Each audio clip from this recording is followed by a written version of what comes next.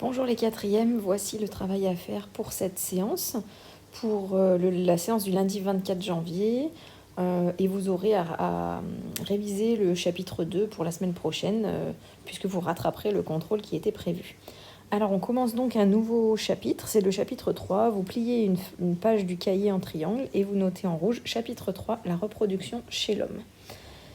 Nous allons donc parler de reproduction, du fonctionnement des organes dans l'espèce humaine. Et pour ça, vous commencez par écrire l'introduction. Donc ce que l'on sait déjà, c'est que de la naissance et pendant toute notre enfance, nous, les êtres humains, notre corps n'est pas capable de transmettre la vie. Donc on n'est pas capable de se reproduire. L'organisme doit se transformer pour devenir capable de se reproduire. Et ça se passe à une étape de la vie qui s'appelle la puberté. On saute une ligne, on écrit le problème 1 en vert. Quelles transformations se produisent à la puberté dans nos corps ? Alors, vous en avez déjà certainement parlé, certainement en 6e, peut-être l'année dernière en séance d'éducation à la sexualité. Et bien là, nous allons retravailler dessus. Donc, vous notez le titre de l'activité 1 et vous avez 3 questions auxquelles il faut répondre pour la semaine prochaine. Activité 1, les transformations à la puberté. Alors, on cherche donc à recenser, c'est-à-dire nommer et classer toutes les modifications qui se produisent à la puberté. Première partie, on va parler de 2 types de ce qu'on appelle des caractères sexuels. Vous avez besoin de votre livre à la page 204 et les documents sous pochette que je montrerai juste ensuite. Vous devez donc proposer une définition pour caractère sexuel primaire et ensuite caractère sexuel secondaire.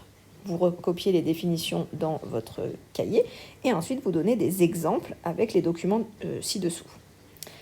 Partie numéro 2, il faudra faire de la lecture de graphiques comme on a appris à faire, c'est-à-dire avec des mots-clés sur une évolution de quelque chose, augmente, reste stable ou diminue, et on donne des couples de valeurs. Ici, on vous demande donc de décrire en question de l'évolution de la masse ou le poids d'un testicule chez le garçon au cours du temps.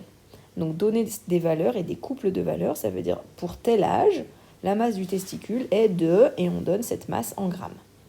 Donc vous pouvez normalement trouver 3 grandes étapes, 3 grandes phases dans ce graphique. Ensuite, question 3, toujours sur votre cahier, vous allez décrire l'évolution de la masse d'un ovaire chez la fille au cours du temps en donnant des valeurs. Attention, regardez, ce graphique est un peu compliqué car il y a 2 représentations. Vous avez en violet la masse de l'utérus et vous avez en orange la masse de l'ovaire. Et c'est bien la masse de l'ovaire dont on parle ici. Donc il faut lire les valeurs sur l'axe vertical mais qui est à droite. Pareil, normalement, vous pouvez trouver 3 phases dans ce graphique.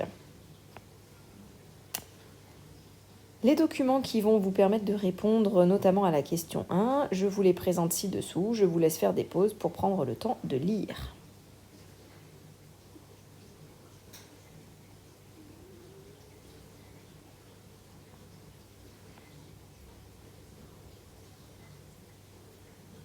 Bon travail!